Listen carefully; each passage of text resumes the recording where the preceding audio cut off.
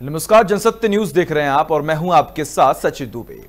महामारी का दौर चल रहा है, तमाम जनता परेशान हो चुकी है और इस बीच में लॉकडाउन की मियाद खत्म हुई और एक बार फिर से लॉकडाउन 4 हो चुका है। तमाम गाइडलाइंस जारी किए गए, कई रियायतें भी दी गई, लेकिन इस बीच में अगर देखा जाए तो संक्रमितों के आंकड़े लगातार बढ़ते ही जा रहे हैं, मौत के आंकड़े बढ़ते ही जा रहे हैं और आखिरकार अब पूरे भारत देश की अगर बात की जाए तो 1 लाख से ऊपर संक्रमितों के आंकड़े हो चुके हैं और 3000 से अधिक लोग जो है वो मर चुके हैं।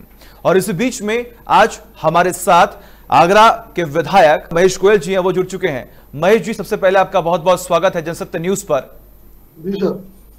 जी महेश जी, जिस तरीके से महामारी का दौर चल रहा है, तमाम जनता परेशान हो चुकी है, ऐसे में अगर देखा जाए तो कहीं ना कहीं उत्तर प्रदेश में आगरा में संक्रमितों के आंकड़े बहुत तेजी से बढ़ रहे थे। अगर इनको रोकने की कोशिश की गई होती तो शायद इतने आंकड़े नहीं बढ़े होते, लेकिन कहीं ना कहीं कोई वजह रही इसके पीछे जिसके बाद ये आंकड़े इतने बढ़े। आगरा में कुछ स्वास्थ्य विभाग और प्रशासन की चूक रही होगी जिस वजह से आंकड़े बढ़े, लेकिन अब प्रशासन मुस्तैद है, स्वास्थ्य विभाग भी मुस्तैद है। 70% मरीज ठीक होके गए, अब 4-6 लोग ही रोज निकल रहे हैं और ठीक होने की संख्या ज्यादा है। जी, अभी भी अगर देखा जाए तो आगरा जो है वो रेड जोन में है। अगर आपके क्षेत्र की बात की जाए तो आप किस तरीके से वहां पर कार्य कर रहे हैं? हमारा क्षेत्र ग्रामीण क्षेत्र मेरा पूरी तरह से बीमारी से दूर है। एक भी पेशेंट भी अभी हमारे यहाँ मेरे खैरागढ़ तहसील में नहीं निकला है। तो हमारा जिस तरीके से लगातार तमाम स्वास्थ्य कर्मी जो हैं वो अपने घरों से बाहर निकले हुए हैं, पुलिसकर्मी जो हैं वो अपने घरों से बाहर निकले हुए हैं, लेकिन इस बीच में कई ऐसे लोग भी हैं जो लगातार पलायन कर रहे हैं। ऐसे में अगर देखा जाए तो उत्तर प्रदेश में भी पलायन को लेकर लगातार राजनीति हो रही है। हालांकि विपक्ष का धर्म होता है कि वो सवाल खड़ा करे, लेकिन इस बीच में अगर देखा जाए तो तमाम कांग्रेस द्वारा भी ये बयान जारी किए जा रहे हैं। जो बस के लिस्ट कांग्रेस द्वारा आई थी उस पर भी राजनीति जो है वो काफी तेजी से की जा रही है। क्या कुछ कहेंगे इस पर? देखिए, इस संकटकालीन स्थिति में देश को एकजुट होना चाहिए। देश के लिए, इसमें जो पीड़ित हैं उनके लिए, समाज के लिए इसमें राजनीति नहीं करनी चाहिए, ऐसा मेरा विचार रहता है। और जो लोग कर रहे हैं, चाहे वो कांग्रेस के करें, देश के हित के लिए, पब्लिक के हित के लिए, किसी के लिए कोई बुराई नहीं है और बहुत मैं उनको धन्यवाद देता हूँ, साधुवाद देता हूँ। ऐसा अगर वो कर रहे हैं पब्लिक के लिए, देश हित में करें, उनको करना चाहिए। करके ये नहीं है हम कर रहे हैं। जी, तो जिस तरीके से आप बता रहे हैं कि यहाँ पर लगातार जो राजनीति हो रही है, कहीं ना कहीं वो राजनीति नहीं होनी चाहिए और तमाम लोगों को एक साथ मिलकर कार्य करना चाहिए।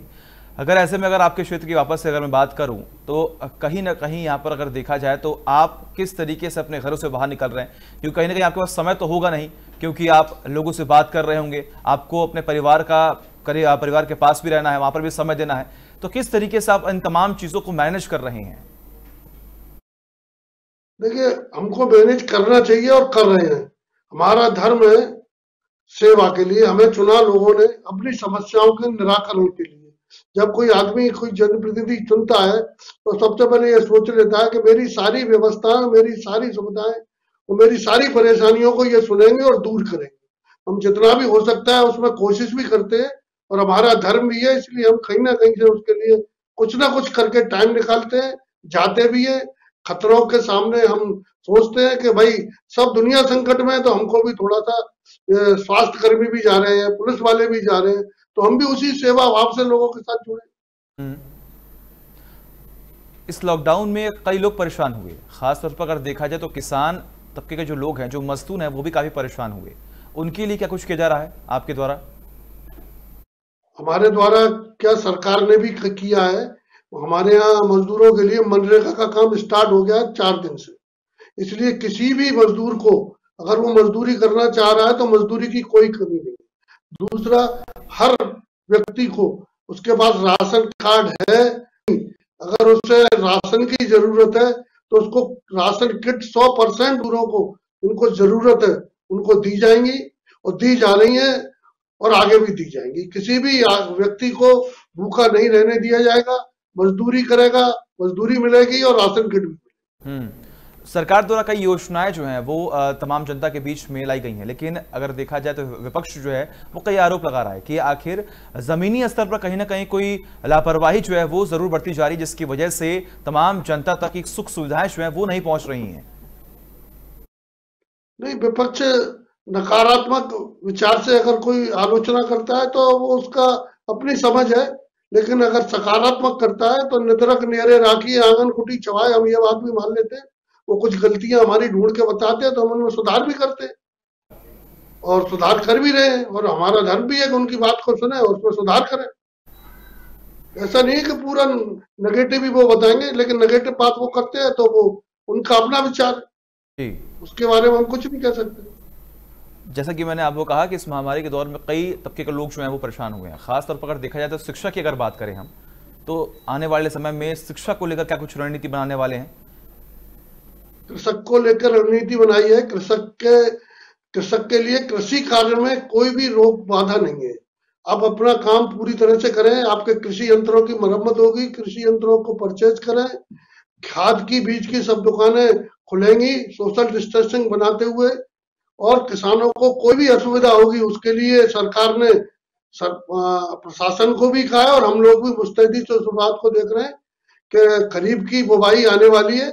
खरीफ की बुवाई का ध्यान रखते हुए किसानों को किसी तरह की कोई परेशानी नहीं आनी चाहिए, ये हम इस बात के लिए वचनबद्ध हैं और बिल्कुल उनके साथ कंधे से कंधा मिला के खड़े हैं। जी बिल्कुल, बहुत बहुत शुक्रिया महेश जी, आप हमारे साथ जुड़े और तमाम जानकारी जो है वो हमसे आपने बातचीत की और तमाम चीज़ें जो हैं वो आपने हम सभी को बताई।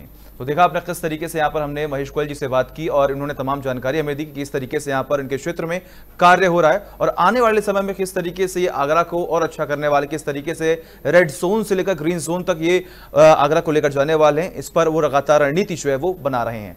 फिलहाल अगर आपको हमारा ये खास सेगमेंट पसंद आया तो इस वीडियो को शेयर करें और चैनल को सब्सक्राइब करना ना भूलें।